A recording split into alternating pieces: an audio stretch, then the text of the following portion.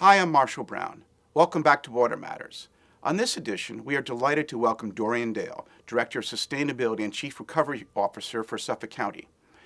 Dorian oversees County Executive Ballone's Reclaimer Waters program and authored portions of the Suffolk County Comprehensive Water Resources Management Plan.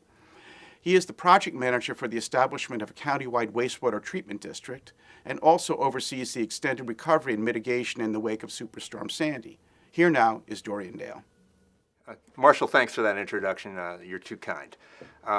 So we're here to discuss, I think, a topic that's obviously near and dear to the folks at Water Matters. And very quickly, I'm going to cover territory that we're pretty accustomed to in terms of our circumstances.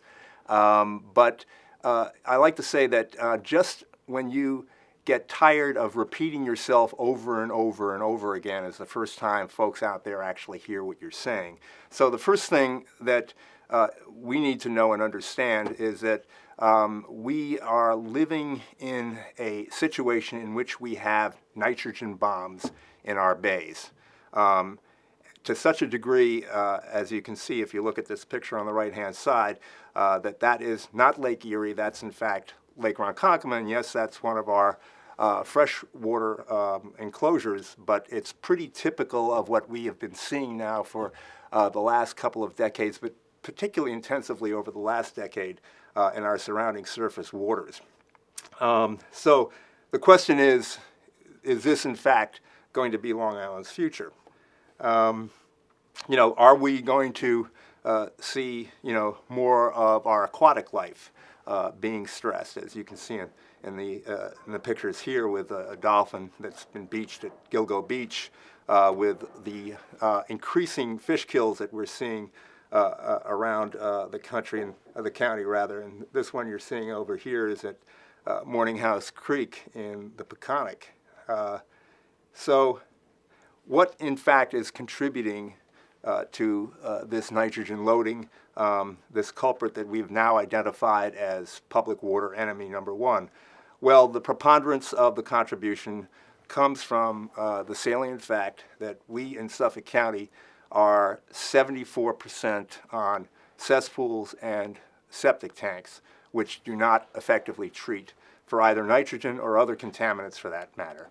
All they really do is allow for percolation of waste to go into the ground, where they either ultimately end up in our surface waters or in ultimately the aquifer where we derive our drinking water. So this is certainly a tremendous concern because we've seen what has happened elsewhere around the country when water supplies are compromised. It devastates communities, places like Hoosick Falls and Flint, Michigan. So 3 years ago, actually, at this point in time, my boss, Steve Balone, the county executive of Suffolk County, determined to make water quality the number one priority of his administration. In his State of the County address, he said, we are a county that will no longer allow our water quality crisis to go unaddressed, but will come together to reclaim our water. And that's what we've been doing assiduously ever since. The county executive was previously the supervisor of the town of Babylon, and in that capacity, we did a number of things in the energy efficiency sector, building performance, and as it transpired, one of the other municipal entities that we interface with on an ongoing basis, who was running an energy efficiency program, was the Sonoma County Water Agency. And in Sonoma County, which is actually comparable in a lot of respects to Suffolk County, not quite the population, but does have a proximity to the ocean, a lot of agriculture, a lot of wineries, and a pretty much of an upscale demographic. Their management of the water cycle is completely integrated. And on top of that, not only are they, giving them potable water, treating wastewater, taking care of stormwater, they're also running an energy efficiency program.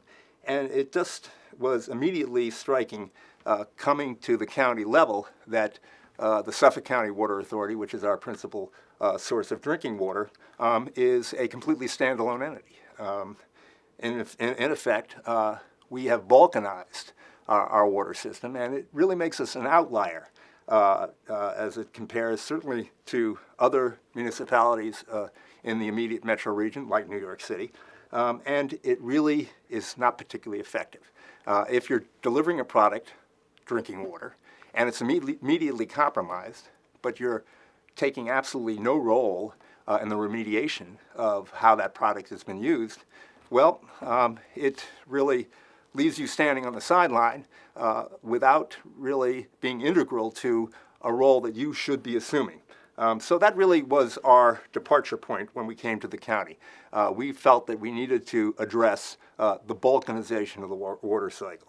I've been encouraged not to go too back into history, but it so happens that the work that we did do in Babylon and energy efficiency has a direct bearing on what we're going to be doing in Suffolk County when it comes to addressing our water quality issue. Because that 74% that I cited represents 360,000 homeowners who have effectively no way of treating their wastewater at this point in time. And as such, I think it goes beyond just simply being a government program. It becomes very much akin to the kind of energy efficiency retrofit program that we ran in Babylon. It's a home improvement program. So as a home improvement program, you have to come up, as we did with green homes, with a way to address cost, to make sure that the procedure is going to give good results in the case of energy efficiency comfort, and that it's convenient. And that means that it's convenient both from a financing standpoint and for the manner in which it's implemented. We were rather opportunistic, I think, after Sandy hit. I'm also the chief recovery officer in the county. And what we managed to do is to demonstrate that the nitrogen loading that we've been experiencing has not just decimated the clam industry, which was once the most potent and provided half the clams nationwide. It hasn't just devastated 90% of our eelgrass, but it's actually contributed to the diminution of our wetlands by 35%. Wetlands are those areas that you see around the South Shore, around other coastal areas that act as buffers. So when a storm strikes, it first gets slowed down by the barrier beach, and then it gets significantly attenuated, the wave strength that is, as it moves landward by the wetlands. Of course, if you've got a sponge that's now 2/3 the size of what it used to be, it does not provide as much of a barrier. So we made that case and got, as a result, nearly $400 million in Sandy funding to extend sewering in connection to our existing Southwest Sewer District, which is the principal sewage treatment plant that we have in Suffolk County. It services about 85,000 people. And this particular initiative with retrofits and extensions could conceivably extend that to 15,000 more people, which, when you do the math, is quite significant in terms of nitrogen reduction. The typical home probably contributes about 30 pounds of nitrogen. You multiply that by 15,000, and you can see a significant decrease if you, in fact, make those kinds of installations. The issue, though, at the end of the day, and this is what's really going to be, unfortunately, the delimiting factor when it comes to sewering connections, is that sewering, for the most part, has become prohibitively expensive. One of the projects that I just had up on the board, which is in Great River, it would cover 485 homes, would cost $3,000 a parcel per annum. I don't think the typical middle-class homeowner is going to be very comfortable with that cost. In fact, we've already found out in a town meeting that they aren't that comfortable about it. So that then leaves you with probably just one alternative. It certainly leaves most of Suffolk County with an alternative, and that is these innovative alternative wastewater treatment systems, 19 of which we've already installed in a pilot where the homeowners got the systems free from the vendor. We've been testing and evaluating them because you want to make sure they work before you start putting in dozens or hundreds of these things. 3 have already received provisional approval. and we've already begun and launched a second round, which will get 20 more systems in the ground, and ultimately this will represent 10 manufacturers with approximately 14 different technologies. The differential in cost, well, these probably are going to be typically coming in at about $16,500. And the systems will be bringing down typical effluent content of approximately 70 milligrams of nitrogen per liter down below 20. And if you have a drain field, that goes down even further. So that's very significant. And clearly, the more of these that get put in, the more the cost is going to come down. The more competition that it engenders is then going to have a further impact on cost. So that brings you to the next real challenge. If you break it down for the homeowner, and this is part of what we're endeavoring to do, one of the things that they consider is the externality. Not every homeowner, for example, may be concerned with the degradation of their wetlands, but if, as we're trying to do, we get a property valuation that demonstrates how much the homeowner conceivably saves by having an advanced system, that's one selling point for the homeowner. If the homeowner also, by dint of a large-scale outreach campaign, is made to understand that if they're living on Long Island and their surface waters and their drinking waters go south on them, they're going to have the same property values as folks up in Hoosick Falls have. So if it's your primary asset, you better believe that you need to do everything you can to ensure that that asset remains at the value it was at least that you bought it for. Finally, there are other ancillary factors that are more direct. Some homeowners pay upwards to $600 a year for cesspool pump outs. If you get a shallow, narrow drain field where your effluent now gets recharged and into your lawn, it acts as a fertilizer. I know that there are certain people like Patty Wood who will be very happy to hear that fertilizer is now coming from the owners of the house, and so that has been estimated to save the homeowner $234 a year. So this is how you build up the value proposition. Because when you're running a home improvement program, you have to be able to make that homeowner understand what's in it for them and why it's worthwhile. And it has to, frankly, go beyond just saving our environment.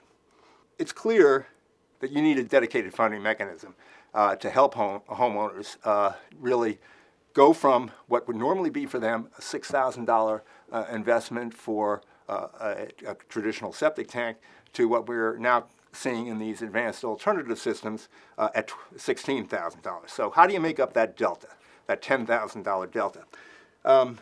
That brings us full circle to my original point with our water provider. We have the cheapest water in the country at $1.81 for 1,000 gallons. It's gone up since we last talked. And that's just for the drinking water. If you go into Nassau, their blended rate, because they're getting their water now from a private company, is $4.45. In New York, it's $5.25. New York will put a multiple of 1.59 on for wastewater treatment. And now you're paying something like $13.40 for every 1,000 gallons. And here we are in Suffolk, still paying $1.81. So when we originally suggested that the voters be provided with a referendum that would enable them to determine whether they wanted to contribute to improving their water quality, the case was fairly straightforward. You add $1 to your existing water usage, and for the typical homeowner, you're going to be paying less than $100 a year for a family of four. Now, I know people complain they're now paying a nickel for a plastic bag at the store, they're paying this for that, and so on and so forth.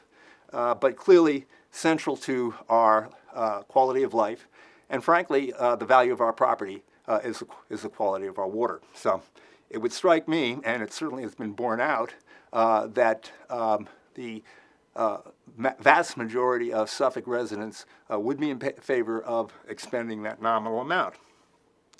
which draws us to the latest chapter, and that is the issue of whether, in fact, the Suffolk County voter is going to be afforded the opportunity to exercise their democratic right to determine in referendum whether this is something they want to either say yay or nay to. To date, they have been denied that opportunity, even though 20% of the county in the 5 East End towns was able to vote on contributing, as it turns out, to be $22 million per annum to addressing their water quality issues. And that came by as a result of a referendum that was green-lighted by lawmakers in Albany. So Newsday asks the question, if it was good for the East End, why shouldn't it be good for all of Suffolk? Lawmakers liked it then, they should like it now. That concludes my remarks.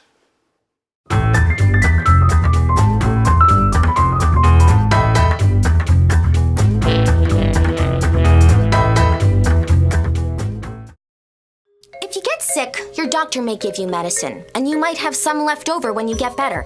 So what do you do with it? Here's what. Don't ever, ever flush drugs down the drain, because we're beginning to find them in our water here on Long Island. See, whatever goes down the drain ends up in our drinking water or in our bays and streams. So jump in and help keep Long Island's water clean. Don't flush medicines down the drain. Learn more at liwater.org.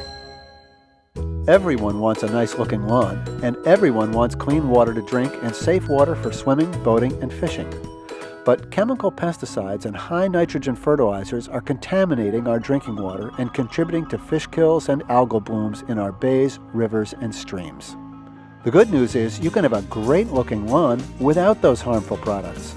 Most garden centers carry non-toxic lawn products, and many of Long Island's top landscape contractors offer natural lawn care services that make your property look great and protect our water at the same time. So, if you love Long Island, join the campaign to keep our waters clean. Go to ilovelongisland.org, take the pledge, get your lawn sign, and show your neighbors you care about the health and safety of the place we call home. ilovelongisland.org.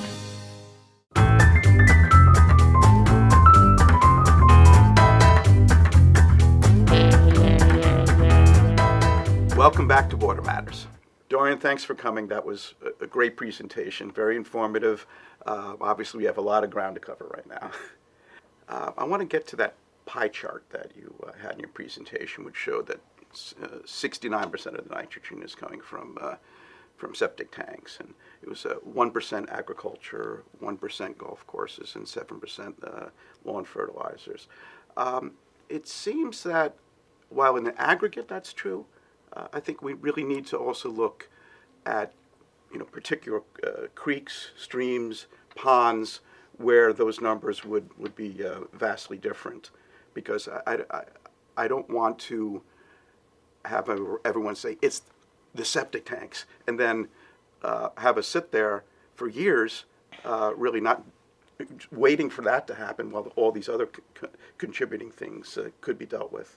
Well, you're absolutely correct, and the fact is that that pie chart predominantly represented the Great South Bay, but the Peconic is different owing to the North Fork and the much more significant agricultural activity. So you see more of a contribution from that source.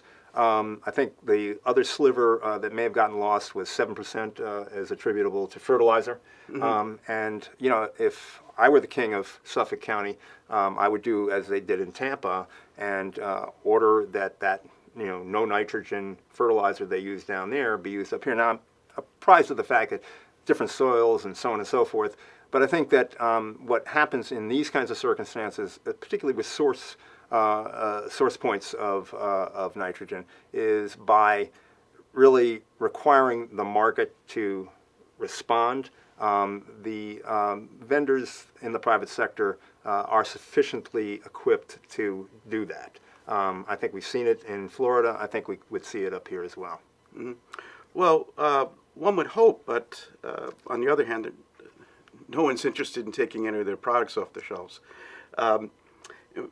If that pie chart was from the Great South Bay, I'd point out that there are rain events where you have this huge pulse of nitrogen going in.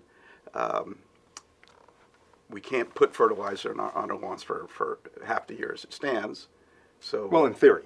well, in theory, but still, anybody who's familiar with the bay knows what happens after a good rain, and that's largely attributable to runoff. And you know, as per your point, which I didn't fully respond to, having to do with creeks and smaller tributaries, you know, we're in the process of conducting a sub-watershed evaluation. Yes, very exciting. Very exciting, and it's you know, really 1,000 different sub-watersheds. It's countywide. It's being run through, you know, one of our principal members, staff members in the Department of Health, who we just, you know, pulled in as a great draft choice, a guy named Ken Ziegel, working with CDM Smith, who have some really good modeling equipment, and I think we're going to see some of the kind of granular evaluation that gets into every nook and cranny around the county that we have been prompting for, so that we go, you know, beyond just the surface evaluations that we've done so far.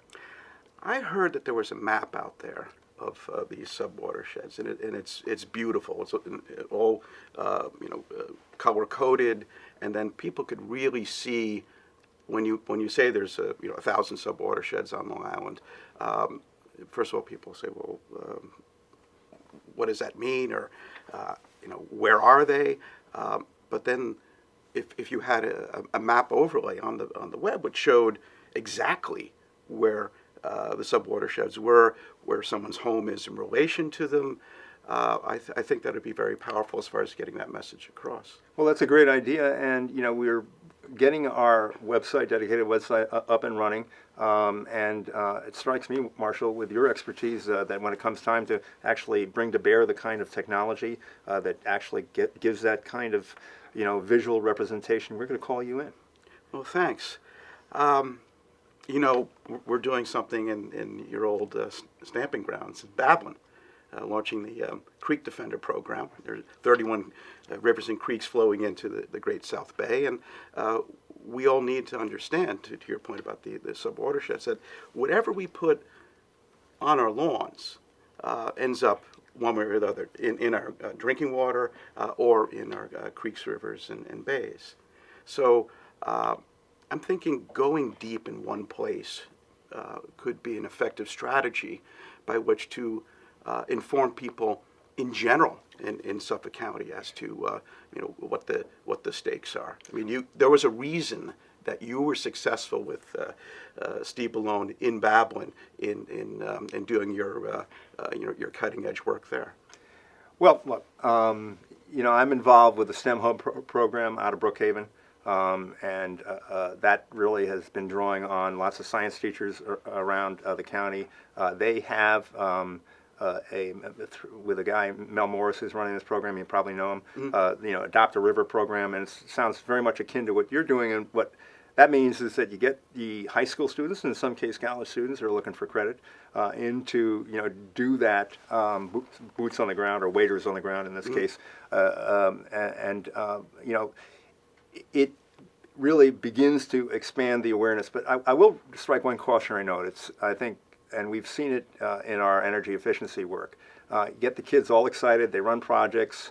But mom and pop are often difficult to bring along. So it's one way, it's one means of entree, something of a Trojan horse maybe, but it's no guarantee. But look, you know, I always like to point to the most powerful marketing force, one of the most powerful marketing forces in the world, and that's Coca-Cola. And they introduced New Coke, and I think they had to pull it off the market in 100 days. So making a market is a huge, huge challenge. But coming at it from all these different directions clearly is going to keep building critical mass. I can tell you, just in the 5 years we've been up in the county, when we got there and we started talking about things like water fees, people would run, I mean, even environmentalists, when I would bring up the suggestion, how about adding a quarter onto our water fee? I mean, pay nothing, and they'd run for the exits, because that means you're asking people actually to pony up a little bit. Well, aren't you, both as an elected and as an environmentalist, constituted to actually make that ask?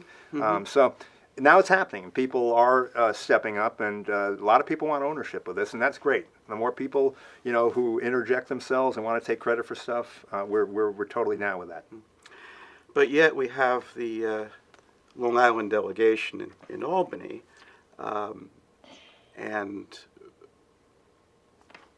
getting the referendum for the water tax on the ballot in Suffolk depends on their advocating for it. Right.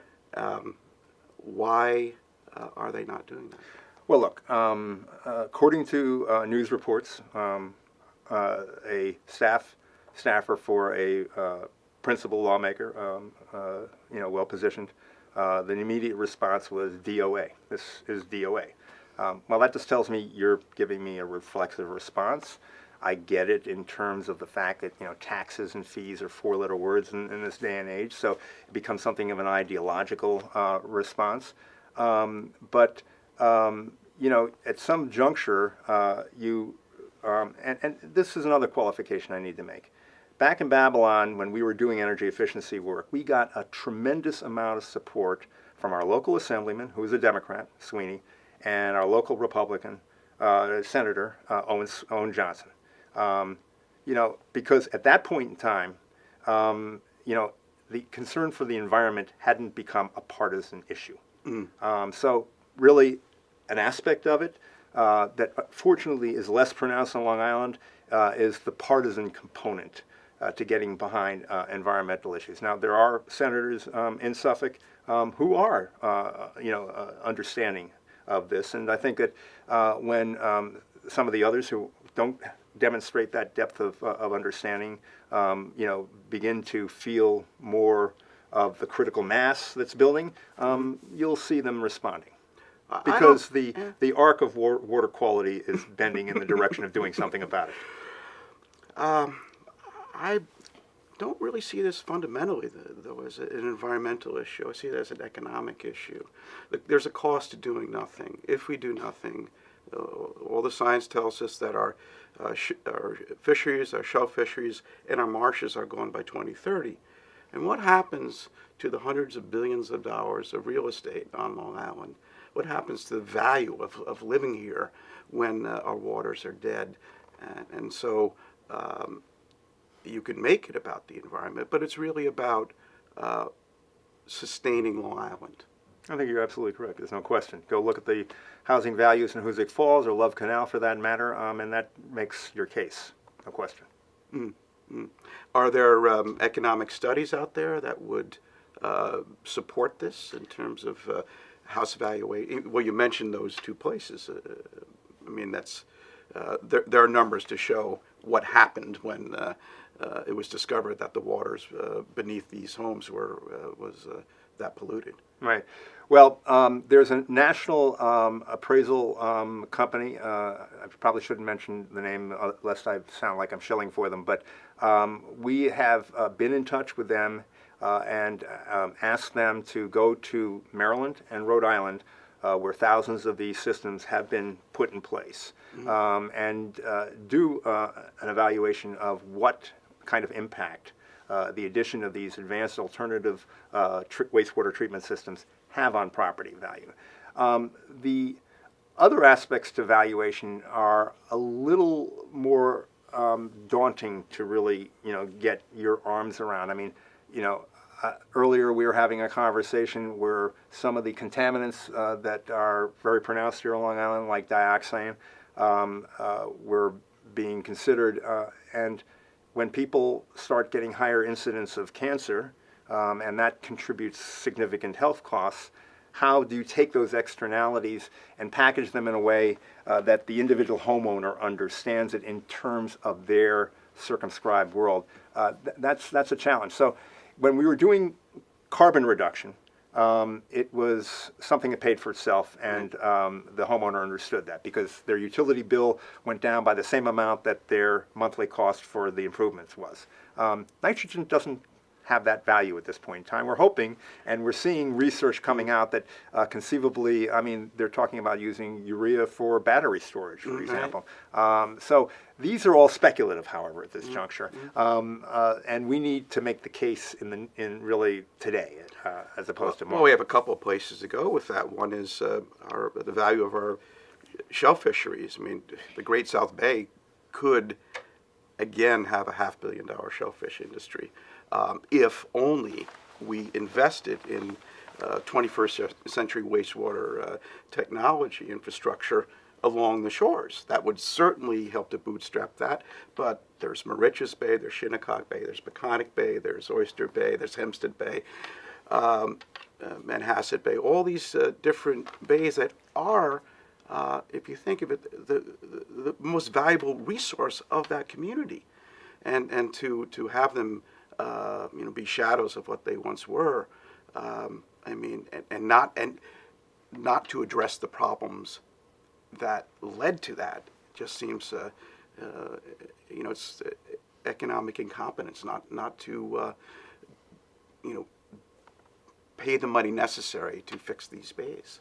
Well, look, I'm completely with you. And when you step back and you see what our ask is here, we're talking less than $100 a household. So stack that up against all the other costs that you've, assumed over the course of the last decade or two without even thinking about it. I mean, what are we paying for internet connectivity, for example? So, you get these kinds of outcries when you talk about just attaching another fee, and people will say, well, that goes in addition to all the other things that we're now having to pay for. Mm-hmm. And I think that's, again, where it comes down to what does the majority of your community say on this issue, which is, again, gets it back to referendum time. Mm-hmm. Because I think in the East End, 72%, 78%, and somewhere in the 70s said, yes, we want to dedicate part of our community protection fund to upgrading our water quality. Well, that's some of the most expensive real estate on the planet.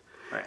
And some of the the concentration of wealth out east is, and so of course they want to invest in protecting what they have. Although I will qualify that, because a lot of those really deep-pocketed folks with mega houses out there, they're generally their second or third or fourth houses, so they probably aren't in many cases registered in Suffolk County. So really, that majority of people you got were from people who are there year-round. Well, that's and not fair. not necessarily on really and pricey property. You mentioned town of Brookhaven, and just thinking how powerful the environmental movement has been out there historically. I remember Dennis Peelson walking me through the Pine Barrens when I was 12 years old, and that was really a formative experience. But the DDT ban started out there. Well, I think Brookhaven's a great example. I mean, they've got a supervisor, Ed Romaine, who said about the water fee proposal, there's a better idea out there, I haven't seen it. And that's absolutely correct. So it's not only a matter of saying, bad idea. Well, what's your idea? Mm-hmm. Senator, kindly tell us, share with us how you're going to address this problem, because until you do, you're not part of the solution. Mm. So, Dorian, this was really great. I could talk all day with you, and probably will when the cameras stop. Tire everybody out. Right. Thanks for being on the show. A pleasure, Marshall, really. Thank you so much. Well, that's going to do it for this edition of Water Matters. I'd like to thank our guest, Dorian Dale, and all of you tuning in to watch the show, because here on Long Island, water matters.